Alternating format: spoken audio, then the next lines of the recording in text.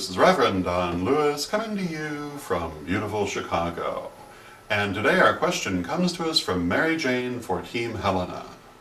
And MaryJane tells us that she has a very good friend who is a lovely person, but has a problem with self-harm, such as cutting and otherwise harming themselves.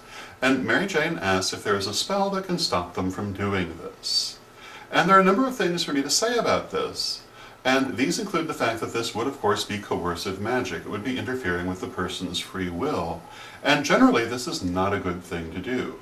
Now there are exceptions to this. There are times when you might want to interfere with a person's free will for purposes of protection, or to stop them from doing harm to another. And arguably this could be one of those occasions of protection. However, I wouldn't recommend using a spell to try to stop someone from cutting themselves, because cutting themselves is merely a symptom of what would be a deeper problem.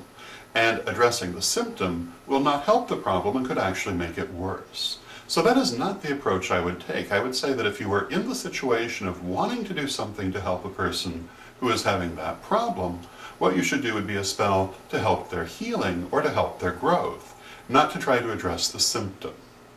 Having said that, MaryJane's question is actually a little bit more complex than this.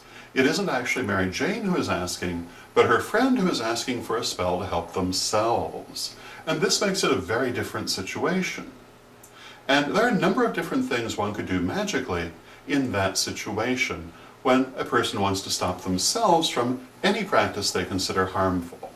I would say, however, that once again, I would not recommend focusing on the symptom, but rather on the underlying cause. So I would want to work for healing and for resolving those inner issues. There are a lot of different ways to do that. I'm going to give you one that's very simple that I frequently recommend, but there are many other possibilities as well, so I would recommend doing some research.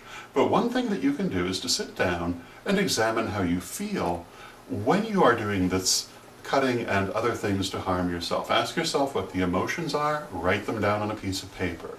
Ask yourself what they make you feel, why you feel it, follow it as far as you can, and write down as much as you can.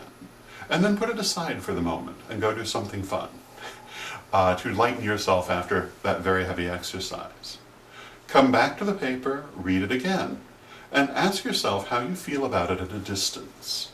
In particular, in terms of the things that might be causing you to do this, ask yourself, do I really believe that? Do I need to believe that? Do I want to believe that? Do I really feel that way? Do I want to feel that way? You'll find there are many things that you need and desire to release. Write those things down and then take them and ceremonially burn them. You'll want to raise and focus energy. You'll want to do an incantation to focus your intent. Or if you prefer, you could say that you're doing a prayer to focus your intent. And then you burn the paper, you send the things away. Now, this sounds very simple, and you might say, if you've never done it, how can something like that really be effective? But try it and you'll find it really is. It can be extremely effective, far more than you would expect. Now, with a deep problem, you may still have to do it more than once, but I think you'll find even the first time will be a big help. So that would be my recommendation. So I hope this answers your question and gives you some food for thought. And until next time, may you blessed be.